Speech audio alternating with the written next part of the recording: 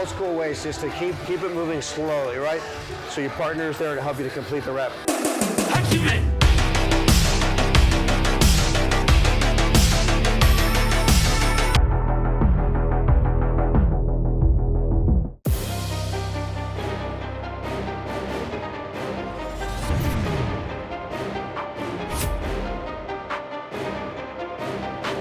You know, training very much so is just an exercise and caloric expenditure, you know, burning calories. You know, that being said, I am, you know, A, chasing a pump, and then B, trying to train as smart as possible. So, you know, starting with an exercise that pre-exhausts my chest a little, you know, keep my triceps fresh for, you know, pressing later in the workout. And I train triceps today too, it's push.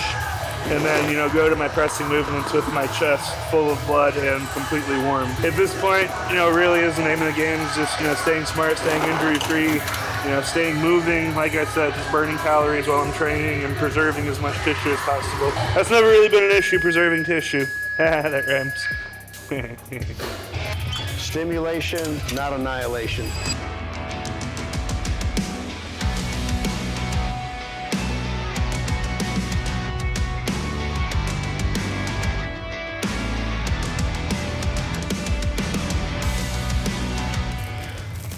That's a split. I can stick my finger like an inch into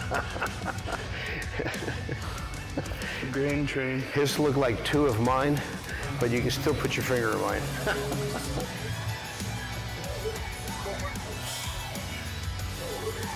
All right, come on. Drive. Good.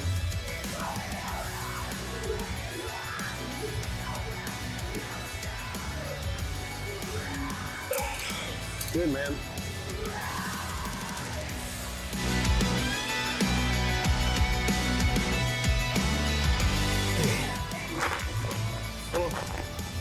Two. One more. Go. Take it out. Yep. There you go. I can say this because I'm not far off from it at this point. When I'm about to get a set of those magnetic reader glasses and slap them to my workout cart. Dude, I've noticed. I need them. You need them, but I've noticed my eyes in like the last 2 years. That's him. That's just him going cross-eyed from the low blood sugar on the diet. Well, growing up, I had like 2015. Oh yeah. And now it's not good. It's not bad, but it's not good.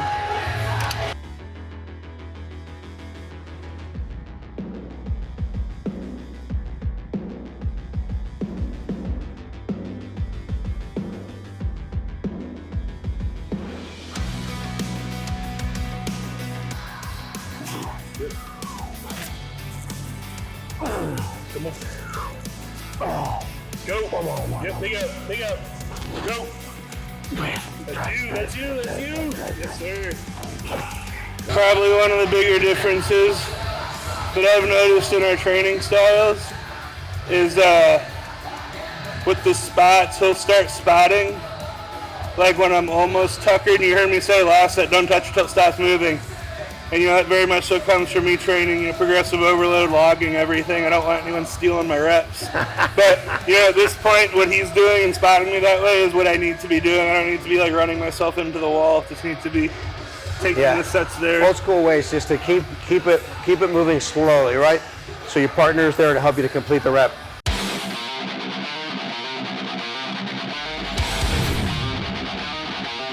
There's something to be said for pumping the weight, and especially at this point, this close to the show, you know, obviously rather than getting caught up too much in forced rep, you know? Absolutely. No, it's been like a forced experiment the last 10 weeks because of, you know, the multiple shows, and as lean as I am, I haven't been able to train the way that I typically train. You're exposing your muscles to a different type of stress as well. You know, and it's just, you get more blood into the muscle that way. All right, so my inner 30-year-old wants to jump right onto this right here, but I'm gonna do one warm-up set.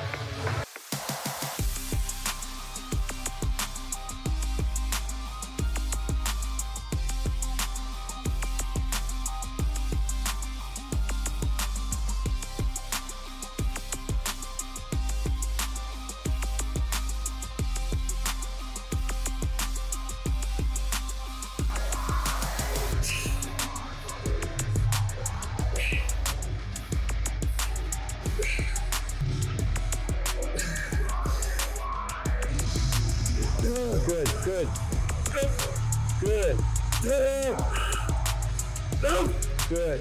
That's got it, baby. Good. Good. Nice. Holy smokes, that was brutal. Time to go back down to the play weights.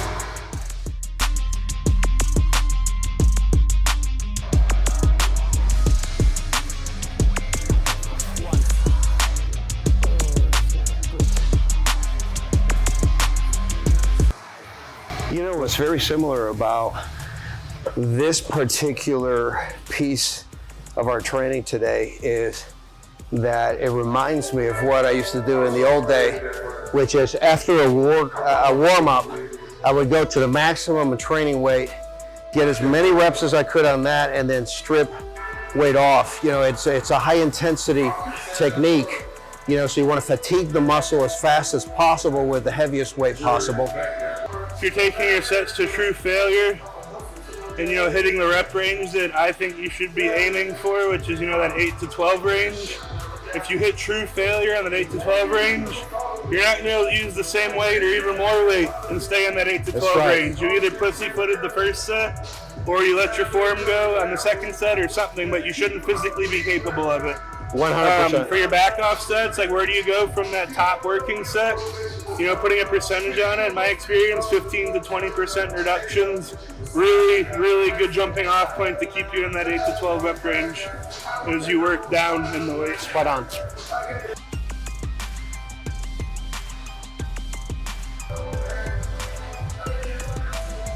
Good. Keep it moving. Good. Good job, man. I think one of the mistakes that people make is that they do a lot of light, non-result producing sets. Emphasis non-result producing sets. As they climb, they pyramid up, which is a really old-fashioned way of structuring your program on a particular exercise. You know, so again, I really like going to the heaviest weight, you know, and then just repping out and tiring the muscle as much as possible, stripping it, letting your partner go or catch your breath, whichever comes first, and then get going on the next set. You know, something that is lost on a lot of people, but not the people that do it for a long time, is, you know, all sets are wear and tear on the body. You know, you want to do this for 10 or 15 years, the difference between doing 6 to 8 effective working sets a week or, you know, 15 to 20 trash sets a week, it's going to add up over a decade or 2 decades or 3 decades or 4 decades. So, you know, minimizing the junk volume is actually going to keep you in the gym longer too, increase your longevity. Been doing this since I was 16 years old and I'm 63 now. So it's like he said, you got to be really smart with the wear and tear on your bodies and especially the wear and tear on the joints. You know, one of the things that I find is that a lot of the young bodybuilders will push through pain in their joints. I think that's a mistake. You're going to have muscular pain, you're going to have fatigue and aching in the muscle as you're training, if you're doing it right and as you're approaching failure, you know, and sure, you push through that, but you never force your body through pain in a joint. You find a different exercise. Come on, man. Let's go.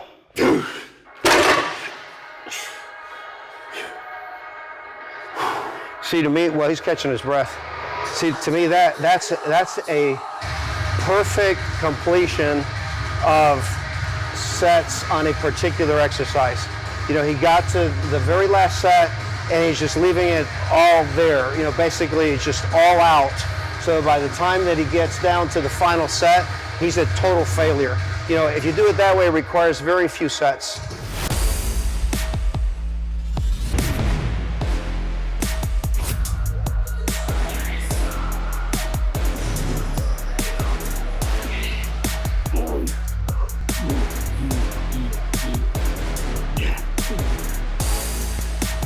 Let's go. That's it. Good. Good work, man. Come on. Yeah. Good. Keep moving. One more. Come on. Drive. Good.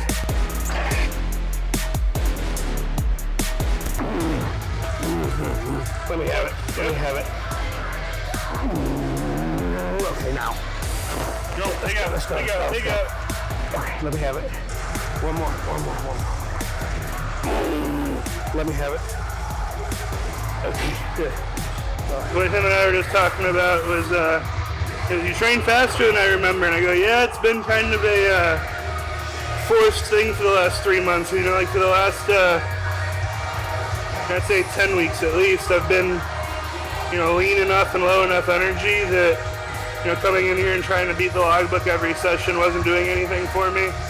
And it got to the point where I was having like really bad anxiety, especially about the leg sessions, you know, 2 days before trying to beat numbers. So, you know, while at the time I was extremely resistant to it, you know, backing off a little bit and training more instinctively and by feel, still taking those, you know, 6 to 8 sets of body part to failure. But, you know, training a little quicker, it's been very beneficial for where I'm at in bodybuilding right now. And that is, you know, pre-contest lean and running on fumes. So And bigger than ever. that's true, yeah. So one more here and then we're gonna move on to shoulders. And that will bring our total volume for chest today to 2, 5, 7 sets total. Okay, come on, let's go. Let's go. Good. Good. Good. Come on. Drive. Good. Safe, man. All right. That's got it. Okay. Well, let's rest a couple minutes, get a drink of water, and then we'll do shoulders, right? It's been a very long year, as I mentioned before. The number of competitions that he's done, the amount of time that he has spent in prep. But I will tell you that coming down this home stretch, I was actually surprised today to see how much energy and willpower that he has in this late stage. You know, so those of you that are athletes, you know, imagine the fourth quarter and you're exhausted. Imagine you're running a marathon, you know, the last 2 miles. If you're running a 400, you know, the last 100 yards, that's what it is, man. I mean, it's just sheer willpower. You know, it's just blood, sweat, and tears at this point. Do you want to touch this first? I should probably start because you're going to go much heavier than I am. Yeah, this is where he leaves me in the dirt when we go to the shoulders. You seen those shoulders?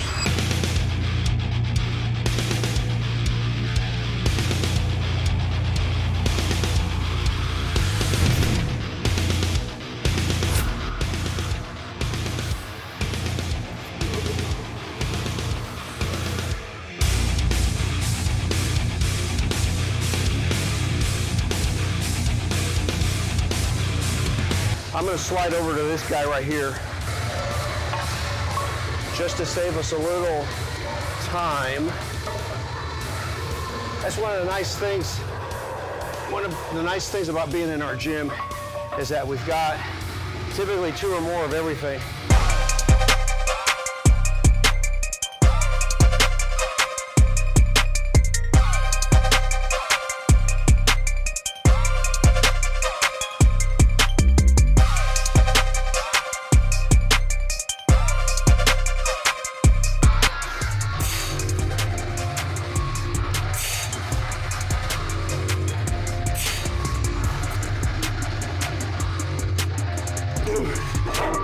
Nice.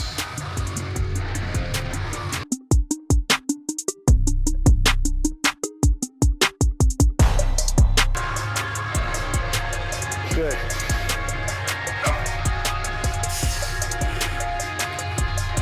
Drive. One more. Let's go. Go. Good. Nice.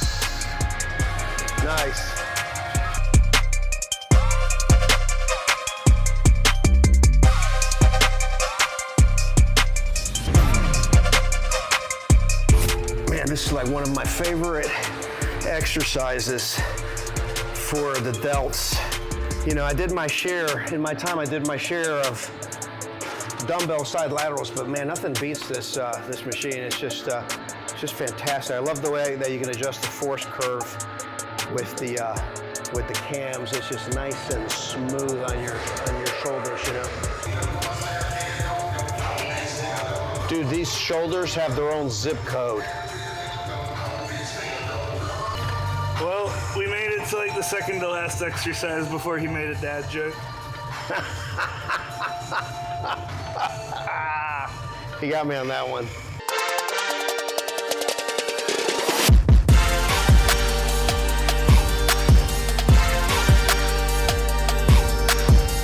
Good.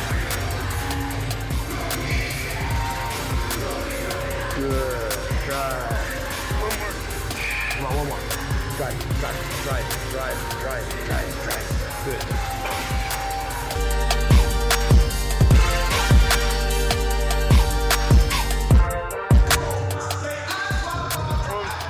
Come on. Drive.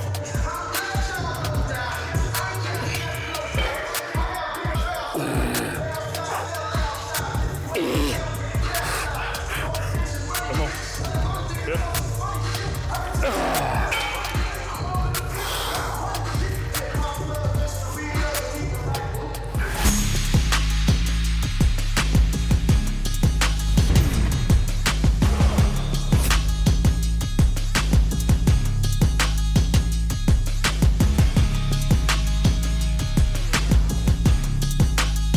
I want to point out the fact that he's doing those sets of abs during his rest in between the tricep exercises. You know, it's fairly cardiovascular. You know, so he's he's breathing at a pretty good rate.